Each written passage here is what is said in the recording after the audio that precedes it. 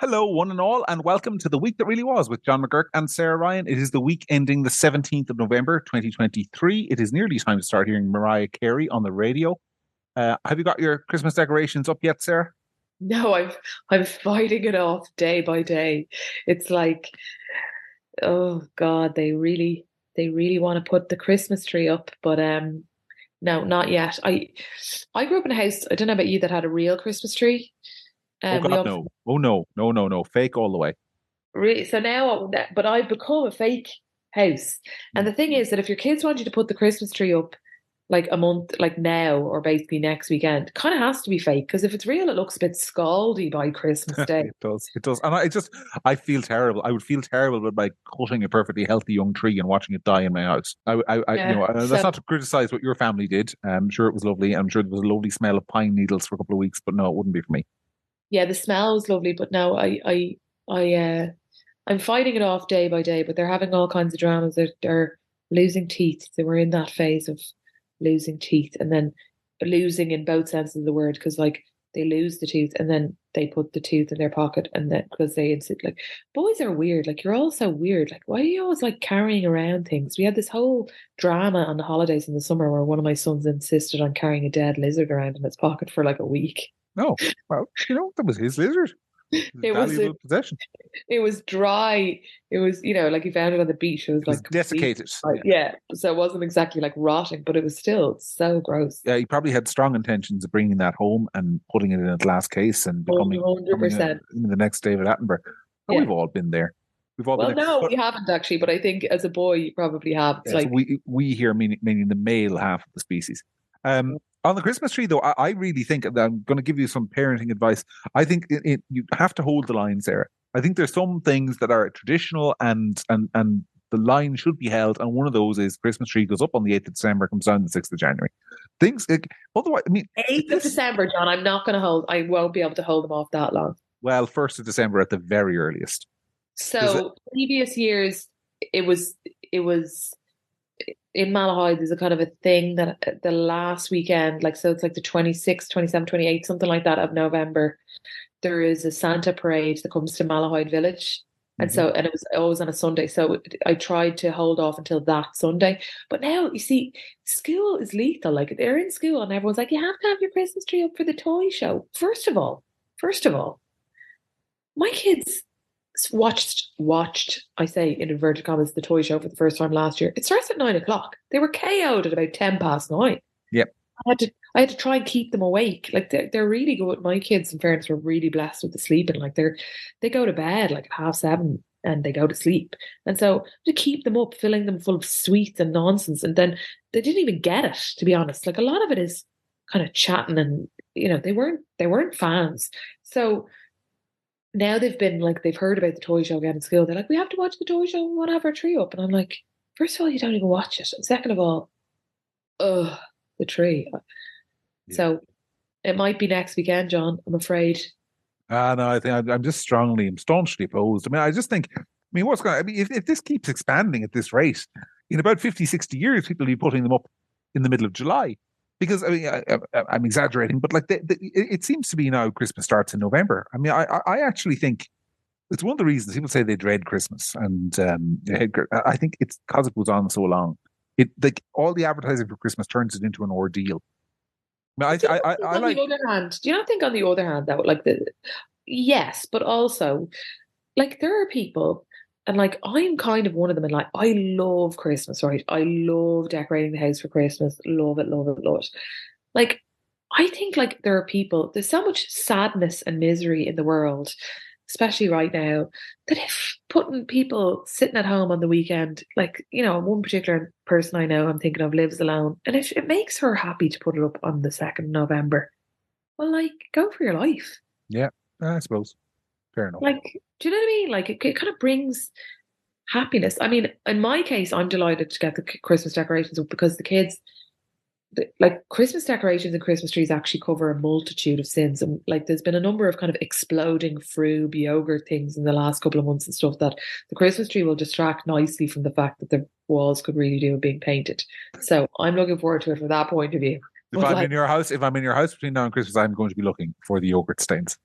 Not boys, They just draw on the walls. Nightmare, nightmare. So yeah, Anyway, I'll hold off for now, but I can't make any promises, John. Anyway, I try to start this show every week with some comments from last week, some feedback that we got. Somebody said last week you only read out negative comments. Would you read out some positive ones? So there was this one from a guy called 2 Pints of Milk. He said, "Cheers, John and Sarah. I'm a minute in, but I'm going to guess it's brilliant as always. God bless." But then, unfortunately, Sarah, he didn't actually reply to say he'd listened to the whole show and whether that was still his opinion. So I hope We'll not. never know if he's listening. Let us know. And I mean, in fairness, there are a lot of nice comments, and I'm not going to read them all out because you're not here to listen to me reading out praise. But we had a couple of comments on substantive matters. We had a lot of people were wanting us to address the fact that Joseph Puska, who was found guilty last week of murdering Ashling Murphy, had been living, they say, in state accommodation in a very nice house, and wondering why he was entitled to that, given that he'd never worked in Ireland, and why he came here from Slovakia and was entitled to a house in the middle of the country. And I think it's a good question. And the reason we haven't talked about it is because the answer is I don't have the facts. Yeah. But I do think there's a legitimate question there that could be pursued, and I'm sure will be pursued over time. And there's another point on that case. We got a comment from somebody called at 79 Joddy. And this is something I want to address because we've gotten a lot of it in the days since that verdict in a Gript, which is why are we not covering the fact that Ashling Murphy's death was originally reported as a strangulation and not stabbing? The answer to that is that very often in criminal cases where there's a murder investigation, the Gardaí will either omit information or put out slightly false information about the nature and circumstances of how somebody died because only the killer will know the truth.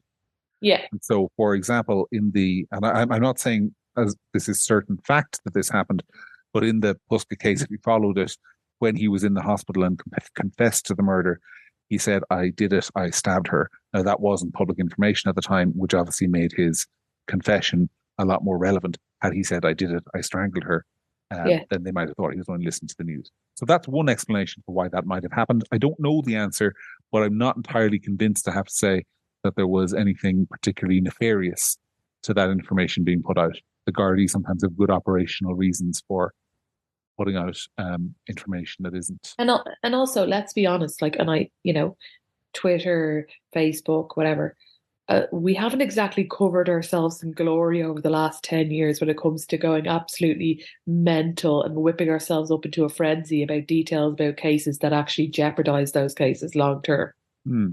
So, there's umpteen reasons why the Gardaí or, why things are reported which way or whatever way. And sometimes we'll never know why, but they will. Yeah. And a lot of people, in fairness, and it's not badly intentioned, Sarah, but a lot of people don't know the rules that media are obliged to cover during cases like this. We basically can't report anything for the reason that if we do, we could prejudice a trial and mean that somebody who's guilty walks free.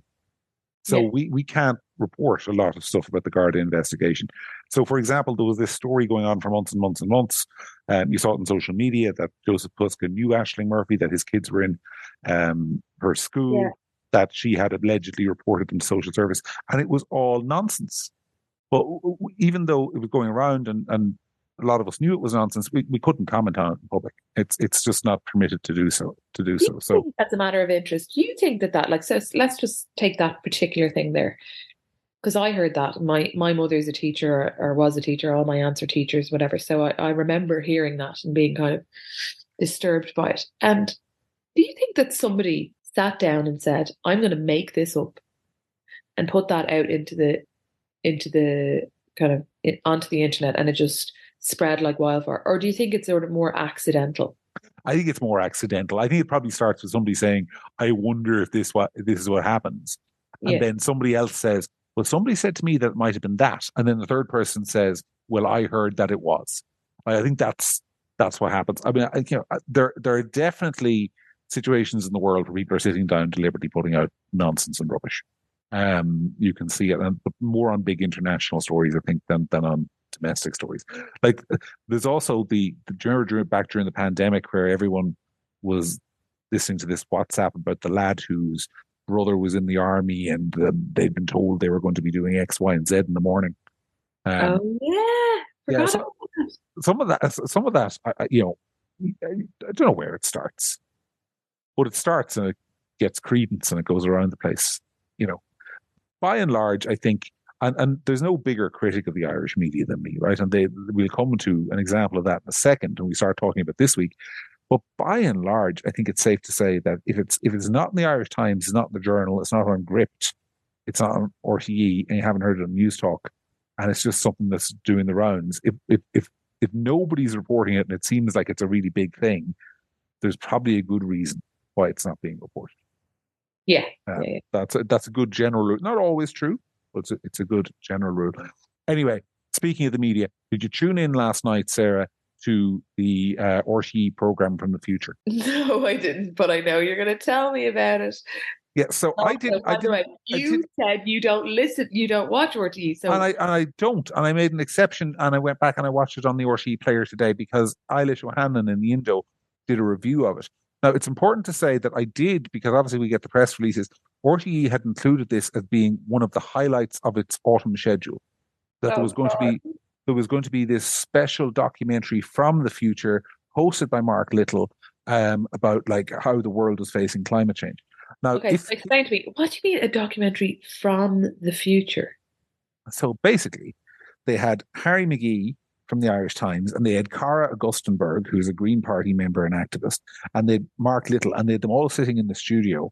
But this is very important. I said they were pretending that it was the year 2050, and they were having conversations like they were talking in the future. And Harry McGee, we talked about Harry last week, great journalist, love Harry, but in fairness, he did look a bit sheepish when he was saying things like, and of course, 25 years ago, um, people weren't copping on to this at all. And like he was Oh my acting. God, no. Yes, he was acting there. So, I mean, the basic scenario was, so I'm regaling you with this. You apparently didn't see it.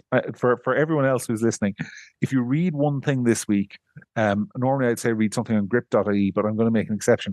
Read Eilish O'Hanlon's review of this program in the Irish Independent. It's the funniest thing you'll read all week. Okay, I have to read that then. Yeah. So the basic scenario was the year is 2050. Connemara is uninhabitable because of climate change. Yeah. Ireland is getting a flood of refugees in because the evil Tory government in Britain has built a massive wall around the island. I shit you not, a massive wall around the island to stop anyone getting in. So we're getting a massive flood of refugees in. But all the rich people have kind of left the planet and have settled on the moon because there's a rich billionaire who I think was called Marcus Grift. That's subtle, isn't it? Who had built a base on the moon for rich people to escape the damage of climate change. But the program was being broadcast live from 2050 as Prime Minister of Sweden, Greta Thunberg, addressed the United Nations, where she was basically imposing this plan that would allow the United Nations, wait for this now, Sarah, to invade every country that wasn't enacting a net zero strategy and force them at gunpoint to do so in a last ditch effort to save the world. And so eventually the plan passed. Greta Thunberg's armies were on the march to slaughter all the non-climate believing, climate change believing infidels, obviously, and restore sanity to the world.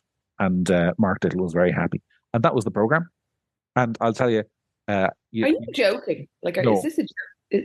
no, I'm deadly serious. It was the single most appallingly funny, but also appalling thing I think I've ever seen. Like, don't get me wrong, you're kind of making me want to watch it. Yeah, that's the thing. I mean, it's actually worth watching. Like, it's the kind of thing. So sometimes, right, my other half, Keith, that's the kind of thing that I would get so much entertainment out of watching him watch it that it would be worth watching.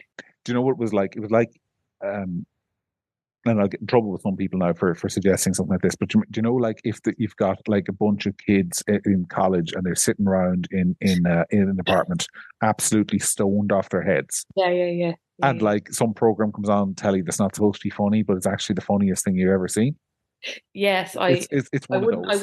I wouldn't want to give anything away, but if you recall years and years and years ago, MTV used to do these medley days of My Super Sweet 16. Do you remember that TV show? Yes. Where, and one may have found themselves in a similar situation and laughed for 12 hours straight at people's 16 birthdays, which weren't supposed to be funny, but were very, Yeah. very good. Yeah. So that's what they put out, and they put it out in prime time, right after the 9 o'clock news.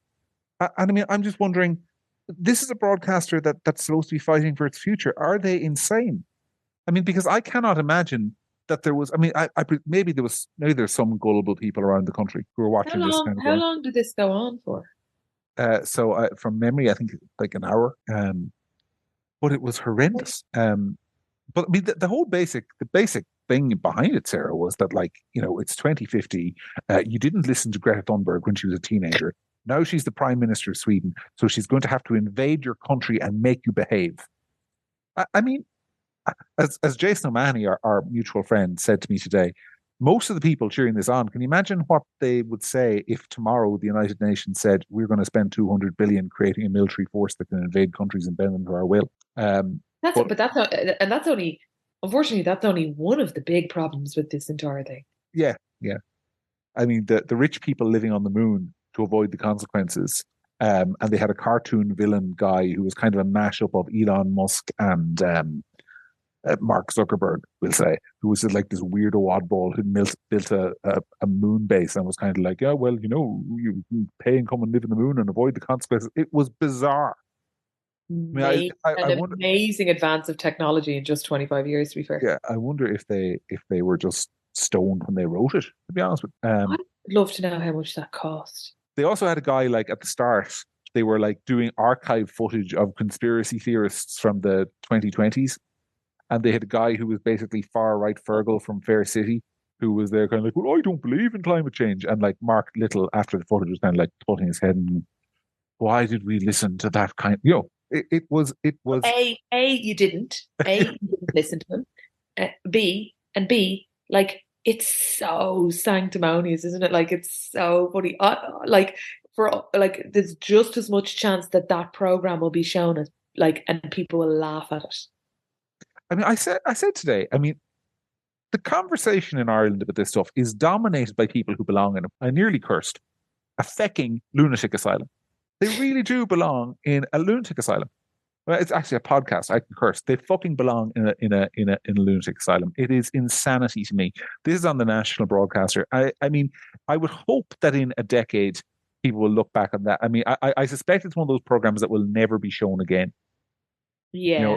It'll be one of those ones that, like, do you remember that they did this? And somebody will dig up the archive footage in about 8 or 10 years, and everyone will just disbelieve. They'll think it's parody. But it's also kind of like there are people, and that find the concept of like some of the climate change stuff really terrifying. It's always kind of terrorizing people over and over. Do you know what I mean? Like, climate change is real, okay, but like scaring the bejesus out of people. Like, by the way, I listened to Joe Duffy today, John, right? I don't always, as we've discussed this before, but it just happened on the radio when I was pottering around collecting the kids, and they had this guy on who I only got some bits of it, but basically it sounds like, he didn't say the brand, but it sounds like, like tiles, or maybe like a Apple, like an Apple disc, that like the thing that you can track. Oh, yes. And he put like 4 in a row in 4 different recycle like bags, and they all ended up in an incinerator. He tracked them. They were all paper. Do you follow?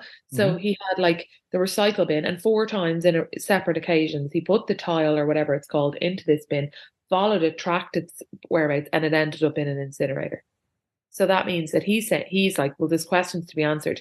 I'm going to all this effort to do a recycle bin, and it's actually just being incinerated anyway. Well, first of all, I'd say he must have a lot of time in his hands. I know, but I love those. I love those kind of legends who, just really put the time into something like that, because the world turns because of people like that, and I'm never going to be that kind of person. I don't have that kind of brain, but I love them. I love those kind of nerds. I do. But yeah, I mean, it's look. I wouldn't be surprised. I'm obviously not familiar with the case. And if it was on Joe Duffy, hopefully there's somebody somewhere sweating a bit having heard this, because that'll be one of those things that's a proper scandal now, But because it'll that's the upset all kind the of, right but you people. see, the thing is that like that it's perfect because if he like those tile, I think he must mean a tile because he said he had four, and I think those Apple ones are kind of expensive. Hmm. So like, but he'll have digital evidence of all of this. Hmm. Well, So unless they say he put it in the wrong bin. well, that's true. But But yeah, in principle, yeah. Look, it's if that is happening, somebody somewhere knows, of course. So it'll be very hard for the company green bin will involved. probably be taken out on a different day, though, John. So you'd be able to show that it was the day of the green bin. At the risk of making this the most boring episode of the podcast in history, my bins go out at the same time. They're collected every Mine don't. Monday every fortnight. Mine don't. Um, so Anyway, the point is that, like, on the one hand, you're spending RTE budget on doing this thing that scares the bejesus out of people, and on the other hand, we haven't even gotten our recycling sorted. and the stuff we are doing is so petty. I saw Eric Nelligan today, who's an A2 councillor down in no, he's council candidate, no councillor down in Limerick, pointing out that this ban, this new tax on SUVs that they're bringing in, Yeah, which is jealousy tax. well, it's the kid tax, really, isn't it? Who drives SUVs except like every time the only time people I see most in SUVs are mums dropping kids to school. It is basically if you've got a car like that, you probably have kids. And it's Also, I don't drive I drive a Tucson Hyundai, and it's kind of jeepy, I suppose. But like, it's not like it's they're always consumed with the Range Rovers. You know what I mean? Mhm. And I'm not sure that that's actually fully demonstrated that the emissions from a Range Rover, depending on the brand or the size or whatever, are that different from a kind of a car like mine. Do you But know what I mean? also, I'm sorry. Let's say that you drive your Tucson and I decide to buy a Toyota Yaris, Yeah, and we drive them beside each other for 60,000 kilometers or 160,000 kilometers, however long the car lasts until we decide to replace it. yeah, The difference in lifetime emissions between you and me in that scenario is going to be about 2 minutes of one of Eamon Ryan's flights to Doha to yeah, discuss climate change. It is yeah, an absurdity. yeah. And it is like you call it the jealousy tax. I I just think it is. There's this Just determination. ask the person who's giving out about it. This is the key. Ask the person who's giving out about it if they have a problem, as much of a problem with an electric Range Rover, and Mm. most of the time they do. Oh, they do. Yeah, they do. So why? Because honestly, if I had the money and managed to get my hands on an electric Range Rover, you'd have to pry it from my cold dead hands. Like, Well, if I get one, you can have mine because I ain't driving any electric crap. well, I mean, I just want a Range Rover, but I'm just trying to make the point that like the like, listen, at the end of the day, I just don't really spend that much time thinking about what other people are driving, and I think that the whole thing about SUVs is a nonsense, like lots of things. As you Yeah, said yourself, like, you know Eamon Ryan was asked this by Gript, actually, I think it was this week, about how he's saying this, that, and the other, but he's making multiple international flights to do the work of supposedly of talking about climate change, and like surely some of that can be done over Zoom. And his answer was absurd. Again, it was about we can't start thinking about other people. Well, we actually can. We actually can, because you're saying that people should stop going on as many foreign holidays. yeah. That What we does he actually do? He can. spends his whole time thinking about other people and what they do. That we actually can think about you. It's funny how Eamon Ryan wouldn't be in politics if he didn't spend his whole time thinking about what other people do. He's perfectly entitled if he wants to sit at home in South Dublin and sell his bicycles and grow his watercress on the windsills. yeah. And he's only in politics because he spends his time thinking about what other people do. So it's But it's perfectly but legitimate it's to think not. about what he does. But also, it's like, I'm like, I'm he's lecturing us about what we should and shouldn't and need to change, and that all might be fine. That all might be legitimate, but it's just difficult to swallow when he's going on so many flights, and that's just the nature of human beings. It's also difficult to swallow for me to go to a GP and accept lifestyle advice for my health from somebody who's up very overweight and smoking in front of me. Mm, Do you know what I mean? Like, so I thought his answer to the question was lackluster, to say the least. yeah. Look, that's But I'm going to watch your program tonight. When we hang up on this podcast, I'm going to watch your show. you should, you should get You're the one. You're finally. It's the ultimate irony. John McGurk is driving up the ratings of an RTE program. Well, this is it, yeah. But make sure you pour yourself a stiff gin and tonic first. Yeah, I will. Anyway, but back to the topic of RTE, because they've had a big week. They got 56 million of our cash in a bailout. I actually think, from the point of view of somebody who wouldn't lose a second sleep if RTE went under in the morning, I don't think it's been a great week for them. Not just because of the hilarious program, but I mean, there's a whole range of things. We'll talk about Ryan Tubridy in a moment, but like the bailout, I mean, one of the things it was raising the white flag of surrender to all the people who've said, I'm not paying my TV license anymore. Yeah. TV license isn't sustainable, because now the message is no longer you will go to court and maybe to jail for not paying it. The message is now, well, the government will just bail them out if you don't pay it. So why should you pay it? And I think as well, like Irish, like, you know, I think if I know my Irish brothers and sisters, and I think I do, once you've not paid it this year, you're not going to go back to paying it next year. No. So they're talking, Minister Martin says that she is going to bring in a comprehensive funding plan for RTE early in the new year, which may involve some other kind of tax. But even that is bad news for RTE, because new taxes are deeply unpopular. It will be tied undoubtedly to a permanent reduction in RTE's budget, the 400 redundancies they had to announce. Yeah.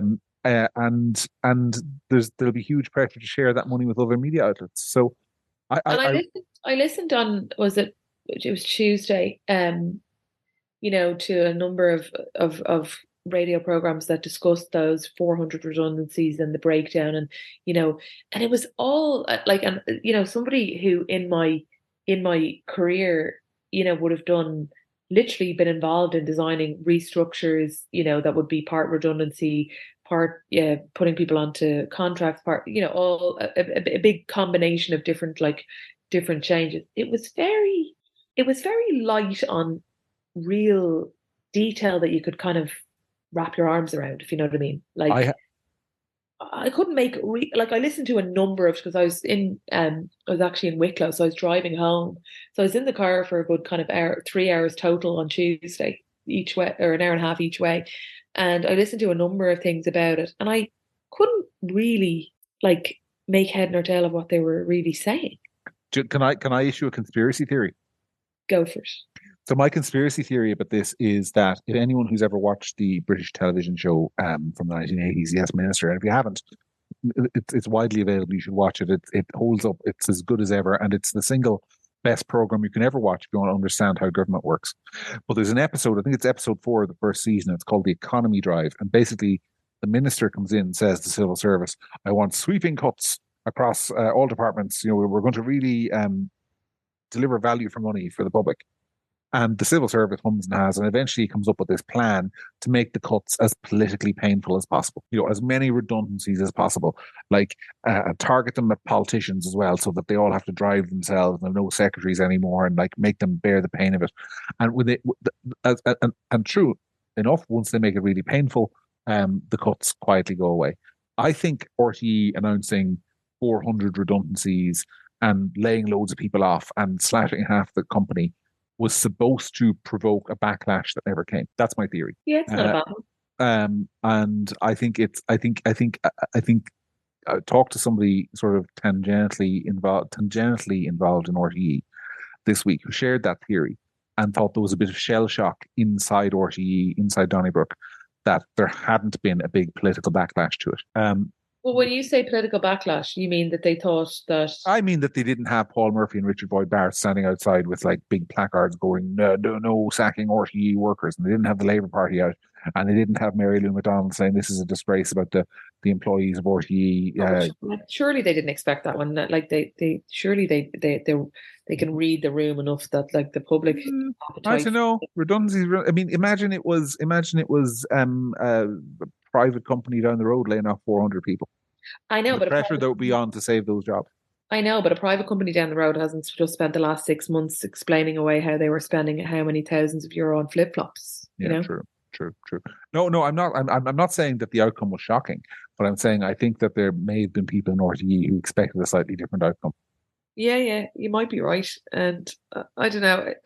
I think there was like I'd love like to sit down and I say I will, I might, and like really trying to get into the like the nitty gritty of what they're talking about there, because 400 redundancies doesn't sound like 400 redundancies really Well, when they're they're saying they'll all be voluntary, and it's quite hard to get people to take voluntary redundancy, especially in that sector, because I mean, it's not as if there's other places to go. yeah. Yeah. If you're a cameraman or something like that, I mean, like I'm not aware that Virgin Media are hiring. I'm not sure if it's a whole load of independent production companies. There certainly aren't 400 people who are miraculously going to arrive at retirement age. It's a challenging number to set. It's 20% of the workforce. And also, and I know that if they went to Virgin Media, they undoubtedly would be making a massive taking a massive pay cut. Yeah, and then so I suppose to compensate for that, the redundancy package will have to be very attractive, which will generate scandal in its own. So there's that, and then there was of course the announcement that presenters' pay is going to be cut to €250,000 of a maximum, which would mean, for example, that Joe Duffy will be taking a €100,000 pay cut, which is not an insubstantial pay cut. He's still going to be very well paid, of course, so we're not shedding tears on his behalf.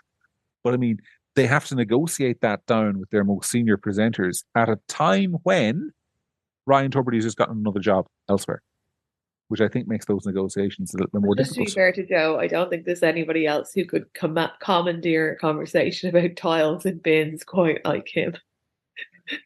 No one else could do that job. True, but he might say, "I'll take it to Capital TV in London." I don't know. As a matter of interest, if Capital TV in London, like just before Capital Radio. Sorry, Capital Radio, like would they be big payers? you put me on the spot there. I don't know. I mean, they I think commercial radio is fairly well paid I though in wouldn't the have a UK. clue. Like, is Tubridy going to an equally paid or similarly paid job, or is he taking a massive pay cut? I wouldn't have a clue. Like, I'm just curious. If So anybody knows this, feel free to tweet us. yeah, so Tubridy is going to a company called Virgin Radio, who Right. have both Graham Norton and Chris Evans on the books. So Chris Evans, I believe, when he went to Capital Radio a couple of years ago, was going to command a $2 million a year salary. But Oh, that's Chris Evans. Chris Evans, if you, I have to guess a lot of Irish people know who he is. He used to do like Saturday Night TV in the UK. He was a massive star. They poached him from BBC. It was kind of like the equivalent of Pat Kenny going to News Talk, right? yeah, So what I'm saying is Chris Evans' massive salary for going and doing that breakfast show was a function of the fact that he was going to bring an awful load of listeners with him. yeah, Ryan Tubridy, I suspect, I have no idea what he's going to be paid. I'm not going to speculate what he is going to be paid, but I will say he's not going to be bringing a whole load of listeners with him to Virgin Radio in the UK. yeah. And they don't have, apart from Chris Evans and Graham Norton, they don't really have any presenters who Irish people would know. So Right. I don't know what he's going to be paid, but I suppose from his point of view, he's getting the opportunity to build a brand for himself in the UK, and he's also getting the opportunity to do his morning show is going to be broadcast on some Irish stations like Q102 in Dublin and Live 95 FM in Limerick. So he gets to retain that aspect of his Irish audience as well. Well, what I will say about this is, like, I don't care what he's paid. It was just more of a matter of interest. But I did see on TikTok or somewhere earlier on, it came up a video of him kind of announcing that he was moving or that he was starting there, and talking about they were asking him some questions about himself or whatever. But what I was struck by the fact is that he looks, and I really don't mean this in a bad way, but he looks kind of tired. He looks shook. Like he looks like a man who's had a really rough few months, which undoubtedly he has. And I wouldn't begrudge him his new job. I hope it goes well for him. I think might be the start of something, really good for him. I think he was like he became the scapegoat for something that was way bigger than him, right or wrong. It was bigger than him, and um, yeah, I hope it goes well for him. I think there's a lot of people in Ireland who'd be delighted if they just never heard from him again. But I think for a lot of people in jobs like that, when you're in the radio and you're an extrovert, number one, right? You've got to be an extrovert. You've got to like people. You've got to be comfortable being recognized in public.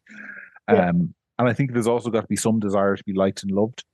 And I think that would have been, I don't want to psychoanalyze the guy, but that's not fair.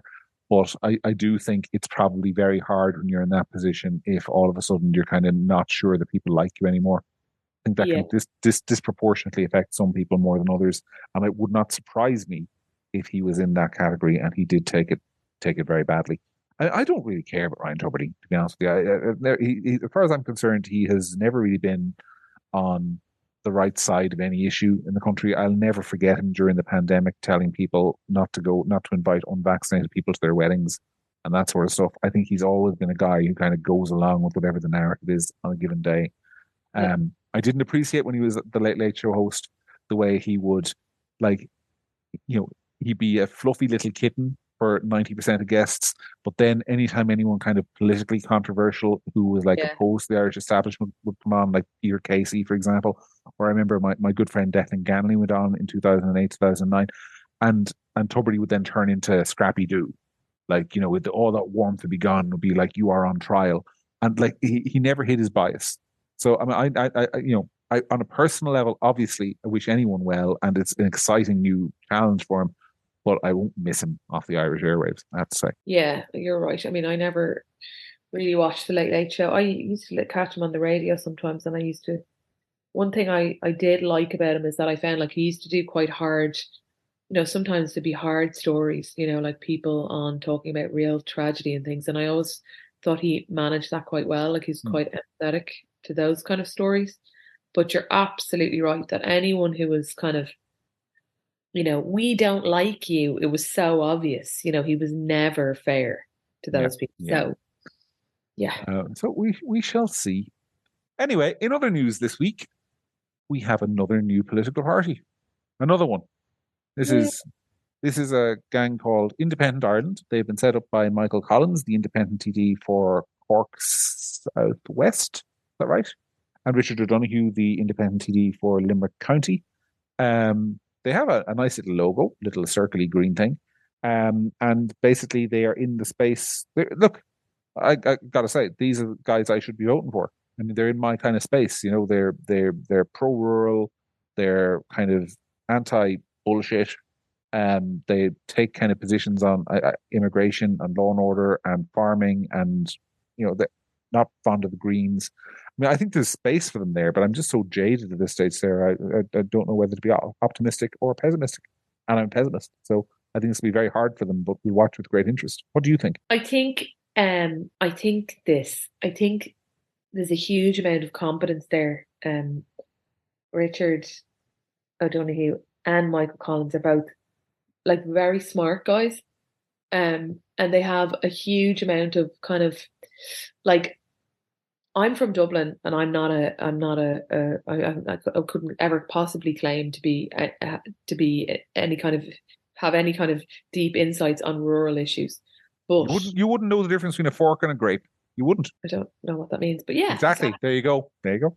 exactly. But I think that there is a massive amount of issues that are affecting, rural communities, farmers, whatever, that aren't getting any airtime. I think that there's an absence of common sense across all of the parties, unfortunately, in terms of a number of big issues that we've talked about on this podcast a number of times.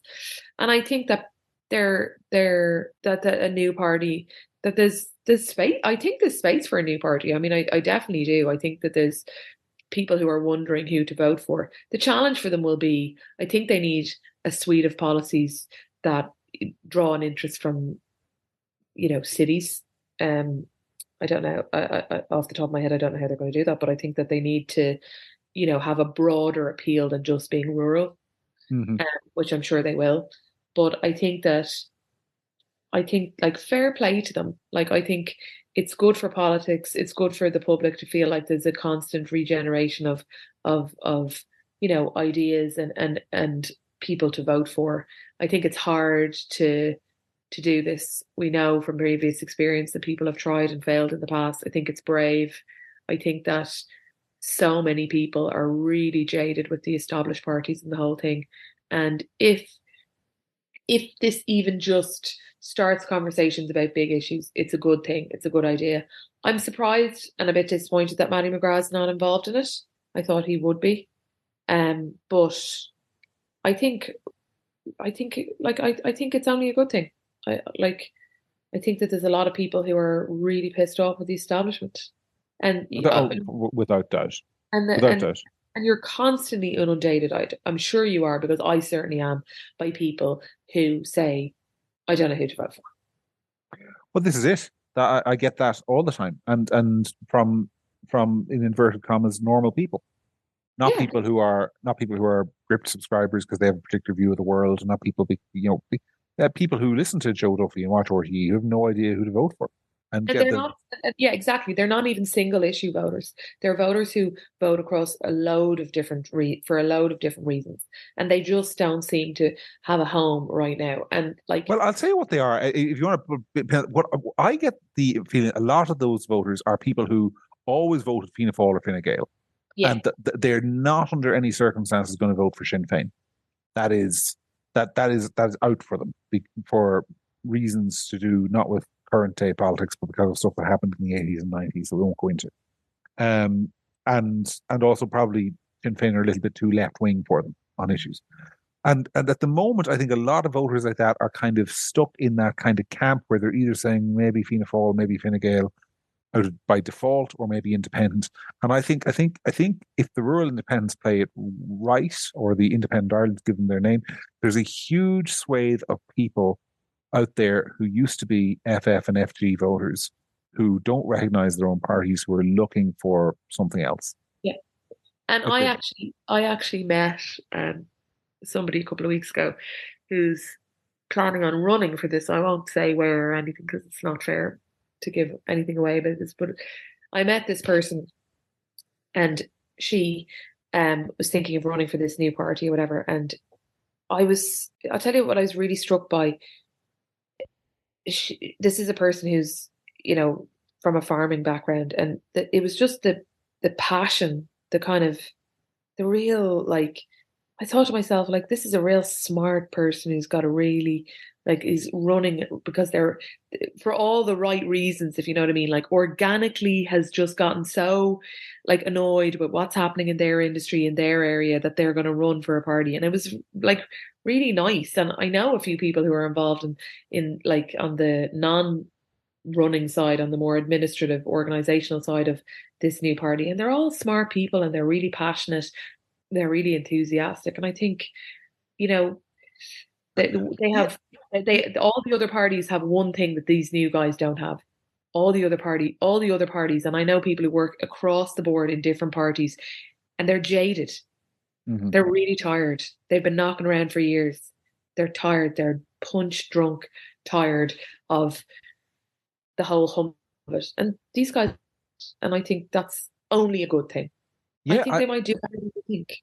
well, I hope so. I mean, I want to say I hope that they do well. I hope by the way, Aintu does well as well. I hope sort of lots of newer blood does well. I think if you're out there and you're an energetic citizen and you disagree with the status quo and you want to see about change and you're standing for election, I hope you do well, whoever you're standing for. I suppose I was through this No, in that's a bit of a stretch now. You hope you do well, whoever you're standing for. Don't say nonsense, John. You don't hope people do well if they come if they're standing for certain parties and certain things. well, look, if you're standing for the Social Democrats now, look, fair play to you and all the rest of it, but I won't shed tears if you don't do well. Thank you, Sarah, for pulling me up on that. Yeah. But I more meant sort of on the general sort of correct side of the spectrum. Yeah. But I mean, I was through this with Libertas in 2008, 2009, the European elections, and attempt to set up a new party, and it's an exceptionally challenging thing to do. People talk about the Dutch Farmers Party, for example, and the massive impact they've made. They have, but they've done it because it's a list system, where basically you need one charismatic leader, and people can just vote for the party, and then there's just a list of candidates who get elected if you get 10%, 12%, whatever. But in Ireland, you effectively need 43 good candidates, and they're very hard to find. And good candidates it's almost an indefinable thing. You need to be an outgoing person. You need to be somebody who's got a good basic connections in the community. You need to be sensible. You need to not believe that the moon is made out of Swiss cheese. You need all sorts of need to be a little bit mad, but not too mad. Yeah, You know, like it's very challenging. I mean, they've got a good start because they've got two elected TDs, and they're two. And by the way, I share your assessment. I think Michael Collins in particular is going to surprise people. I think people put Michael Collins into that basket with sort of, and this is not to denigrate the people I'm mentioning. They put him in that kind of Michael Healy-Rae, Matty McGrath basket of sort of like slightly eccentric rural character who won't relate to people. And I think they're going to be surprised that he's not like that at all. 100% agree. He, Yeah. he's a much more intellectual sort of fellow than you might think. And that's not to say that Matty and Michael aren't that at all if they're listening. But there's an indefinable sort of quality about those that gets projected onto Michael that I think isn't there. And no, there's a quiet, like there's a kind of a quiet thoughtfulness that's going on there with him. That he's like that he's a thinker, and I always give out and say, you know, people should be doing more thinking, and that's a guy who's thinking. Well, we shall see. To the government we have, because we're running short on time, Micheál Martin this week is off in the Middle East, delivering, it should be said, and in fairness, delivering some diplomatic successes. I mean, they have managed to get Irish citizens out of Gaza, and not many people are getting out of Gaza at the moment. So that in fairness to the government, credit where credit's due. And also, I think you find it interesting that I mean, obviously, this week we had in the Oireachtas, we had various votes on getting rid of the Israeli ambassador and referring them all to the International Criminal Court, and you know, we had Paul Murphy in a headscarf jumping up and down, going mad. But then you had Micheál Martin in Israel sounding a very different note, and I thought it was very interesting that he was saying things in Israel that he hasn't. It's not to say he hasn't said them at home, but he hasn't said them with as much clarity at home. On stuff like condemning Hamas and demanding hostages to be released and that sort of stuff. Yeah, very unequivocally as well. I think it's different to stand in the middle of a kibbutz, where people have been murdered, and not, you know, have a different tone. Put it that way. But I think like so far it seems like I would call that quite a successful visit. I would also say this, I think this is important, because he did obviously reiterate the concerns of the Irish government about the operation in Gaza. And I know there are an awful lot of people, and many of them listening to this, because this isn't a linear left-right thing. There are people listening to this who passionately disagree with my view on that operation and believe it should stop in the morning. And some of my colleagues believe that. But I thought what Micheál Martin demonstrated when he was in Israel was a way to convey that message in a sensitive and respectful way. Like he was quite clear with the Israeli government in his public statements that he felt that they were compounding a tragedy with another tragedy. This is his views; these aren't mine. And that, you know, restraint will be rewarded in the long run. And he managed to do it without calling them war criminals, without any of the kind of hysterical rhetoric we see at home. And he managed to demonstrate, and I think this is really important, that you can criticize Israel, including to the face of Israeli ministers, without even coming within a mile of a hint of anti-Semitism. And I think there's a lesson in the way he communicated that message that a lot of people at home could learn from. I'll put it as diplomatically as that. Yeah. Do you not think that the operation in Gaza should stop? No, I don't. I'll tell you why. It's not because I love seeing dead Palestinians. It's not because I think it's great that schools get bombed. I don't think it's any of those things. Well, obviously, I mean, I'm not obviously not. But no, but there are some listeners who will think that. Well, no, but there's some listeners who'll just, because, you know, like again, it's like it goes back to the comments that you're reading out and whatever. Like, I'm not interested in engaging with people who are absolutely committed to misunderstanding everything I say. So, like, people can just save it. Go on. Like, because it's obvious that you don't think that. And everyone, you know, it's obvious that you don't, that's not why you're saying it. So I'm curious as why you're saying it. Because what happens afterwards?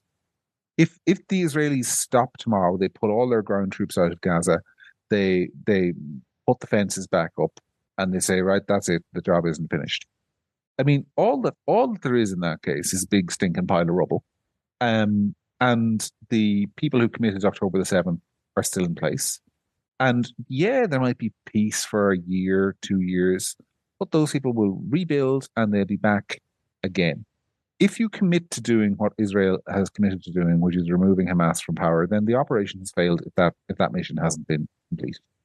Um, But like and removing Hamas from power, that sounds all very well, but like, is that really a possibility?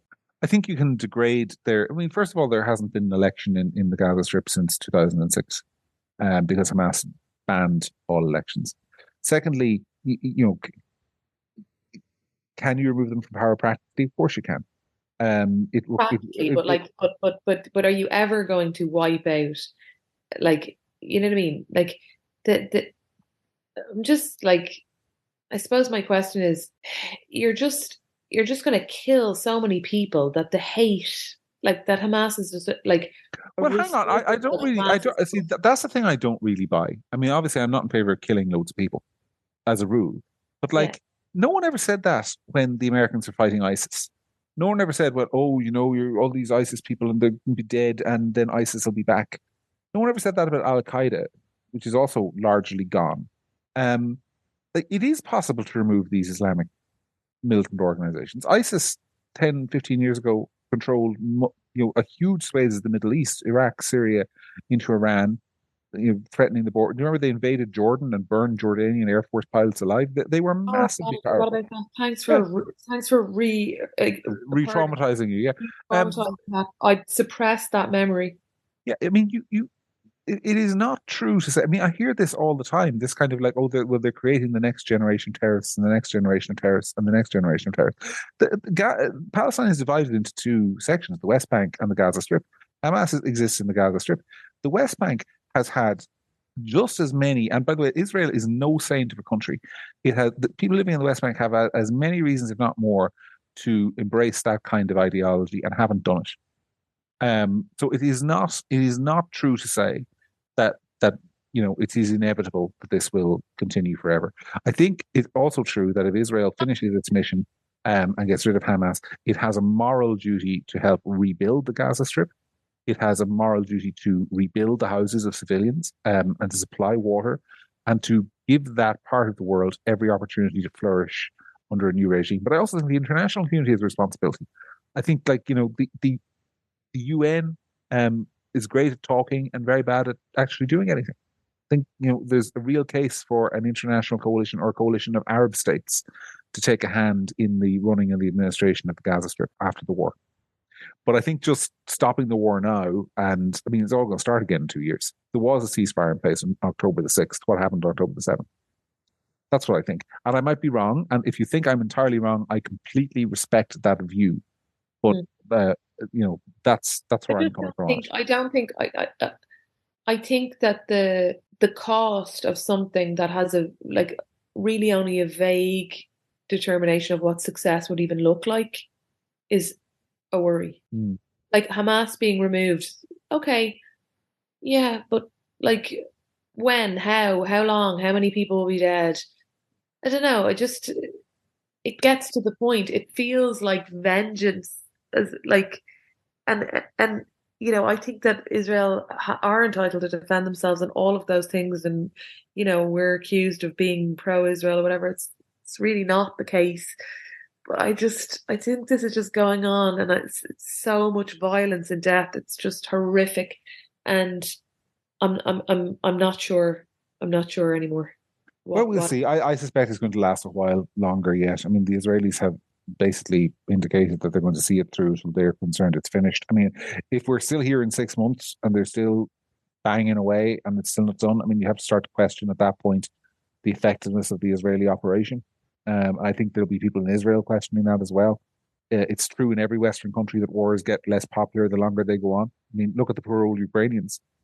They have they've been forgotten because in the West, Like it's unbelievable how it's just like been a terrible choice of words, but like blown out of the water by no one's talking about it.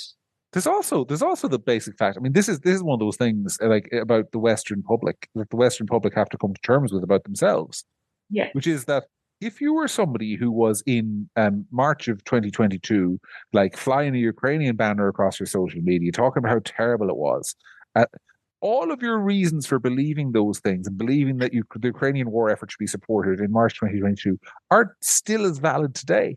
Oh. But a lot of people, they're bored with the war. They're kind of like, oh, I think maybe there should be peace. There should be a ceasefire. Like, why? No, but this is it, because again, like it goes back to this thing of like I'm not qualified or I'm not informed enough to comment on this on social media, said nobody ever, right? It's like people, it reminds me of the episode of The Simpsons. Do you know, with the monorail?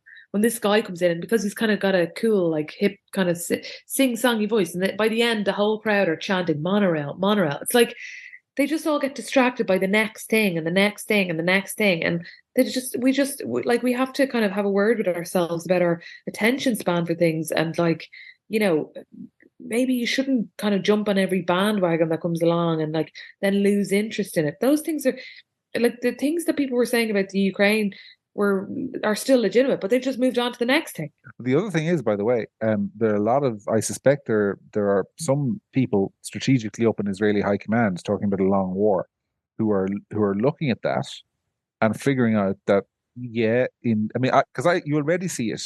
I obviously read the headlines every day because of my job. I follow the news every day for my job. Like the interest in the Israeli operation in Gaza is declining in the media. They're no longer the first week of it. There was like the journal.ie had a live blog every day about like missile strikes here and troops moving there, blah blah blah. Now it's like you might get an update once a day. In a couple of weeks, that'll be an update every 2 days. In 3 or 4 months' time, it'll be the war in Gaza is continuing in the background and negotiations are ongoing. I mean, But that's people's attention spans go away. yeah, Um, that's depressing. that is just it's depressing, but it's true. And I mean, I don't have casualty counts for yesterday in the Ukrainian war, but like people died yesterday in the Ukrainian war, and people just don't really care anymore, or don't care as much, or aren't as focused on it. So it's interesting because the facts on the ground haven't really changed. It's just your attention span has moved on. Anyway, speaking of attention spans moving on, we're over an hour at this stage, so I think people's attention spans might be moving on from us, Sarah. So, did you have any last words? Fair enough. No, one of the comments that we received was that I say too much, so hopefully I didn't say too much this Have week.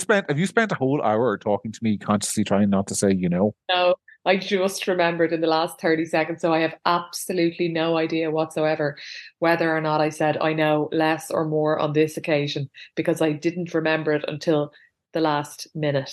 Thing is, I guarantee you, if you put the person who made that comment to you on this show or any other and let them talk for 25 minutes uninterrupted, you'd pick something that they say. Maybe they say like all the time, like, they fill their sentences like saying that because it happens. Maybe it's okay. Okay. I mean, I love, I'm gonna name him, but like David Quinn used to co-host this show, a very dear friend, and I say this fondly, but he tends to, when I'm talking to him on the phone, he uses okay a lot as a sort of standard punctuation. It's a thing people do when they speak, and I guarantee you, if it annoys you when somebody else does it, you probably do it yourself. Yeah, I wasn't particularly bothered. I have a friend who says, that kind of way at the end of every sentence. Or, that's her filler. You know that kind of way? You know that kind of way? Yeah, but it raises at the end, right? It's like, that kind of way. Yeah. Yeah, it's but So that's but it's funny. There's whole books written on this stuff. Like in some cases, I don't know your friends. I'm going to say this, but like, so if she is listening, a lot of that is sort of psychological reassurance. When you finish your sentence with a question, like there are books that will tell you the people who do that are kind of looking for reassurance in the conversation. You're supposed to nod at them. Yes, you're correct. I agree with you. You're making sense. I don't know what it is for like, and what's the one you say too much? Yeah, no idea. Anyway, if you're listening to us and you have theories on that, or if you have something that you yourself say a lot and don't like yourself saying, or maybe you don't even notice yourself saying, other people said you say it, let us know what it is, because it's an interesting topic. Anyway, thank you, Sarah, as ever. And until next week, that, my friends, thank you for listening, was another edition of The Week That Really Was.